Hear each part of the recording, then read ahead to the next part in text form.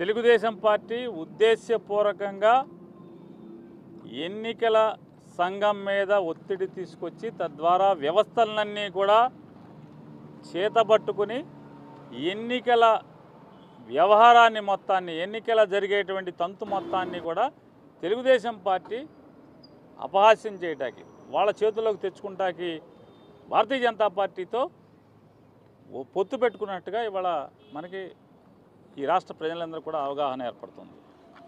ఇవాళ రాష్ట్రంలో ఏ మూల చూసినా కూడా తెలుగుదేశం పార్టీ దుందుడుకు చర్యలు దౌర్జన్య కాండలు చేస్తున్నంతసేపు పోలీసు వ్యవస్థ కళ్ళప్పగించి చూస్తూ వారి జోలికి వెళ్లకుండా కట్టడి చేయకుండా ఉద్దేశపూర్వకంగా తెలుగుదేశం పార్టీ వారితో లోబడిపోయి లొంగిపోయి ఎక్కడన్నా వైసీపీ వాళ్ళు తెలుగుదేశం చేసినటువంటి దాడులకి తిరుగుదాడి చేస్తుంటే లేకపోతే ఆత్మరక్షణ కోసం వాళ్ళని కాపాడుకునే ప్రయత్నంలో తిరగబడుతుంటే మొత్తం వైసీపీ వాళ్ళందరి మీద కూడా తప్పుడు కేసులు కడతాం.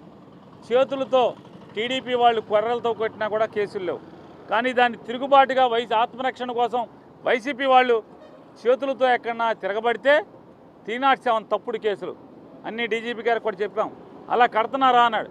కడుతున్నారని నేను రాతపూర్వకంగా ఇవ్వండి, ఖచ్చితంగా నేను యాక్షన్ తీసుకుంటాను, ఎటువంటి తప్పుడు అధికారి మీదైనా మేము చర్య తీసుకుంటామని చెప్తే వారికి చెప్పాం. అయ్యా ఇవాళ అంబటి రాంబాబు గారు కూడా మాట్లాడారు. ఇవాళ total law and order failure అంతా కూడా పోలీస్ ఫెయిల్యూర్. ఈ ఎలక్షన్ తర్వాత జరిగేటువంటి హింస అంతా కూడా పోలీసుల యొక్క ఫెయిల్యూర్ మూలంగానే ఇదంతా జరుగుతుంది. ఎక్కడైతే పోలీసులు నిశ్చర్యగా ఉంటున్నారో, ఎక్కడైతే పోలీసులు ఫోన్ కాల్స్ వచ్చినా కూడా యాక్షన్కి దిగట్లేదో, ఎక్కడైతే తెలుగుదేశం పార్టీ ధ్వంస కార్యక్రమాలు దౌర్జన్యకాండలు చేస్తున్నప్పుడు వాళ్ళు నిలువరించకుండా వాళ్ళని కట్టడి చేయకుండా ఎక్కడ ఉంటున్నారో అక్కడే ఈ కార్యక్రమాలన్నీ జరుగుతున్నాయి. తిరుపతి చూసుకుందాం. తిరుపతిలో వైఎస్ఆర్ కాంగ్రెస్ పార్టీ నాయకుడు పోలింగ్ స్ట్రాంగ్ రూమ్ దగ్గరికి వెళ్తే అతని కారు మీద దాడి చేసి ధ్వంసం చేస్తే పోలీస్ యాక్షన్ లేదు. కనీసం ఆపిన పోలీసు లేడు.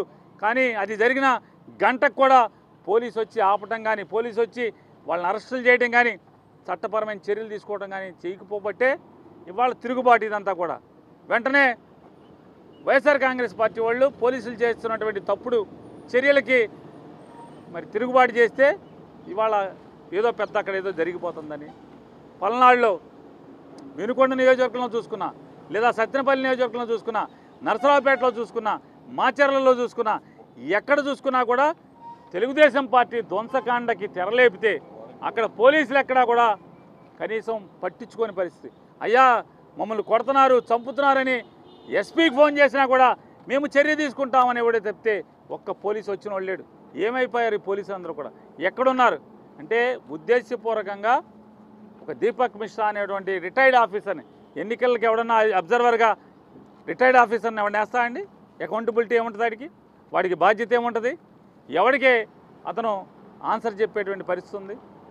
అకౌంటబిలిటీ లేనటువంటి ఒక రిటైర్డ్ అధికారిని పోలీస్ అబ్జర్వర్గా ఆంధ్రప్రదేశ్ రాష్ట్రానికి పంపించి అతను సరాసరి ప్రతి ఎస్పీకి ఫోన్ చేసి థ్రెటన్ చేస్తున్నాడని అన్ని వార్తలు వస్తున్నాయి. ఇవాళ పోలీసులు అందరూ కూడా వాపోతున్నట్టుగా విలేకరులు చెప్తున్నారు.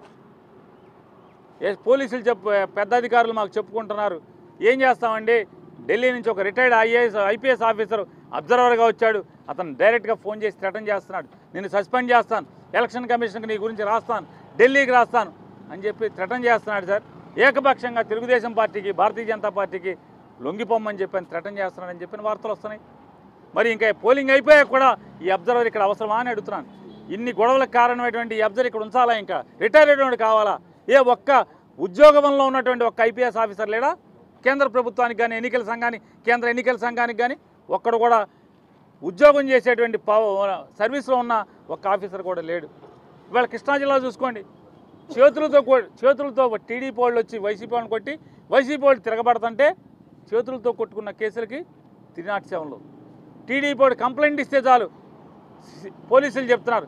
ఉదాహరణకి బందర్ తీసుకుందాం, ఉదాహరణకి పెనమలూరు తీసుకుందాం. మా డిఎస్పీ ఊరుకోవట్లేదండి, టీడీపీ వాళ్ళ మీద కేసు కట్టపోయినా పర్లేదు, ముందు వైసీపీ వాళ్ళని అరెస్ట్ చేయండి, 307 కట్టండి అని మా మీద ఒత్తిడి చేస్తున్నాడండి అని సిఐలు చెప్తున్నారు. నాకు చెప్పట్లా, మా కార్పొరేటర్ వెళ్తే చెప్తున్నారు, అందరికీ చెప్తున్నారు. మేమేం చేయమయ్యా, మా పైనుంచి ఒత్తిడి ఆగట్లేదు, పైనుంచి మా డిఎస్పీ ఊరుకోవట్లేదు, మా ఎస్పీ ఊరుకోవట్లేదు. టీడీపీ వాళ్ళు ఏం చేసినా మాట్లాడబాకండి, వైసీపీ వాళ్ళు అయితే కేసు కట్టేయండి వెంటనే. సింపుల్గా చేతులతో ఇద్దరు కొట్టుకుంటే కొడతాకి మీరు నన్ను కొడతాకి వచ్చారు, నేను తిరుగుబాటు చేస్తానా చేయనా? కొడతంటే ఊరుకుంటానా? పారిపోతానా? తిరుగుబాటు చేస్తే అంటే తిరగబడితే తిరినాటి శవంలో తప్పుడు కేసులు కడుతున్నారు, దొంగ కేసులు కడుతున్నారు, ఏకపక్షంగా వ్యవహరిస్తున్నారు. ఇవాళ మాచర్లు తీసుకోండి, లేదా గురజాలు, ఈ ప్రాంతంలో అంతా కూడా ఎక్కడెక్కడైతే పోలీసు అధికారుల మీద పురంధేశ్వరి కంప్లైంట్ పెట్టిందో ఆ మార్చిన చోటే హింస జరుగుతుంది వాళ్ళ.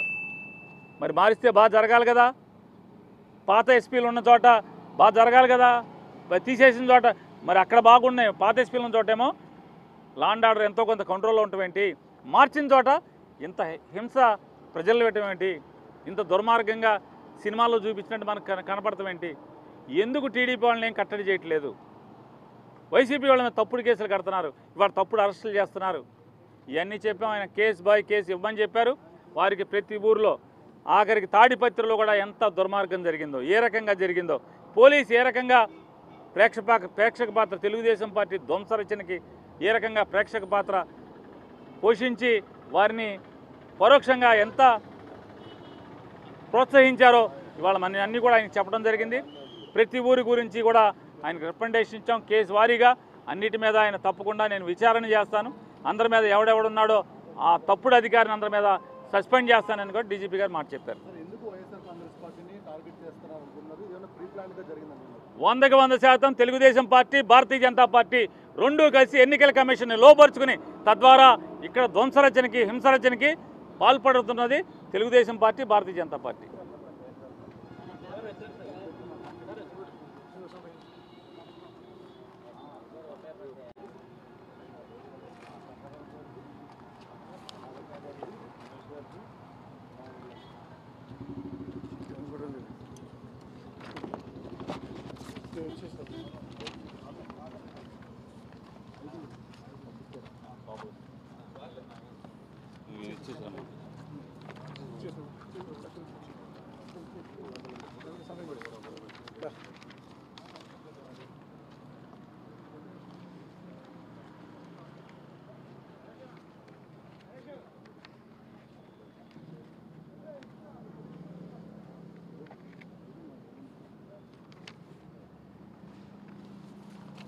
వ్యవహారాన్ని మొత్తాన్ని, ఎన్నికల జరిగేటువంటి తంతు మొత్తాన్ని కూడా తెలుగుదేశం పార్టీ అపహాస్యం చేయటానికి, వాళ్ళ చేతుల్లోకి తెచ్చుకుంటాకి భారతీయ జనతా పార్టీతో పొత్తు పెట్టుకున్నట్టుగా ఇవాళ మనకి ఈ రాష్ట్ర ప్రజలందరూ కూడా అవగాహన ఏర్పడుతుంది.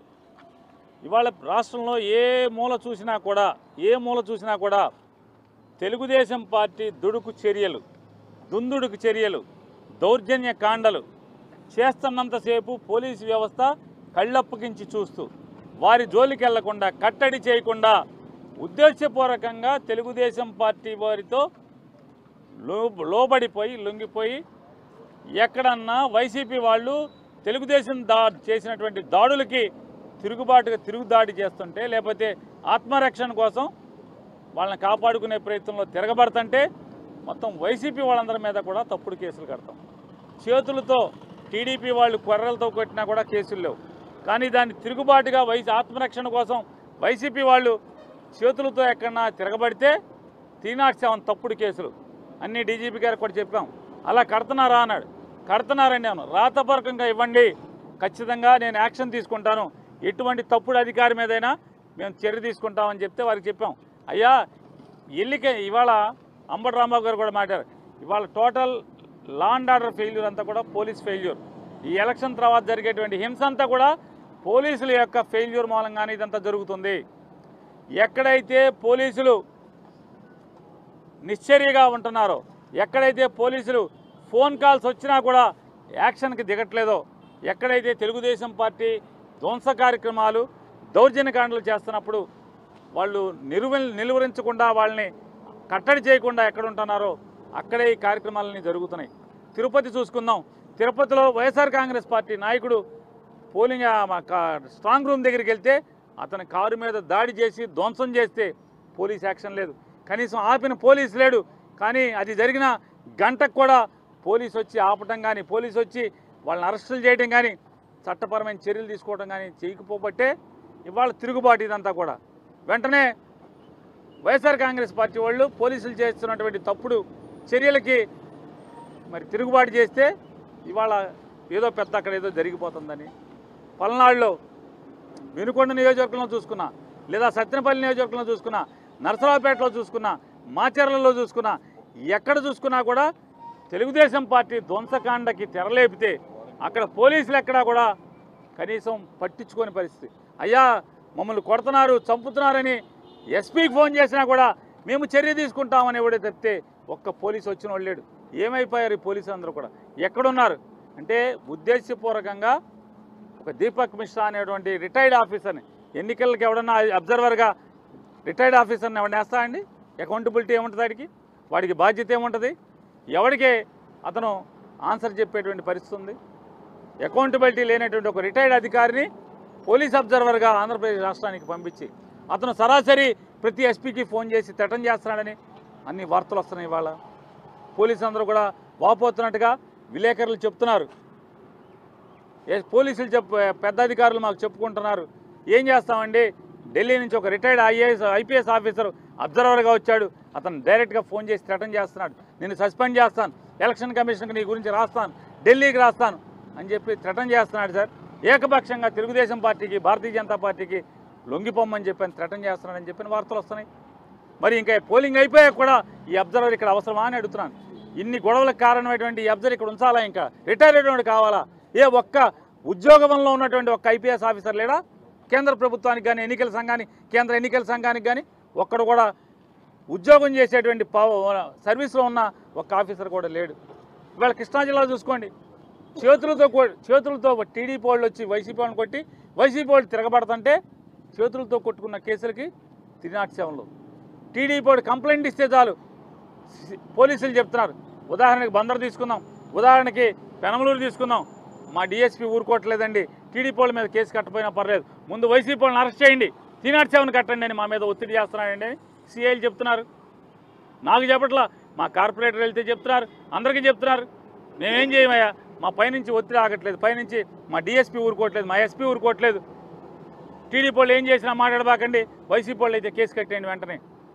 సింపుల్గా చేతులతో ఇద్దరు కొట్టుకుంటే కొడతాకి మీరు నన్ను కొడతాకు వచ్చారు, నేను తిరుగుబాటు చేస్తానా చేయనా? కొడతంటే ఊరుకుంటానా? పారిపోతానా? తిరుగుబాటు చేస్తే అంటే తిరగబడితే 307లో తప్పుడు కేసులు కడుతున్నారు, దొంగ కేసులు కడుతున్నారు, ఏకపక్షంగా వ్యవహరిస్తున్నారు.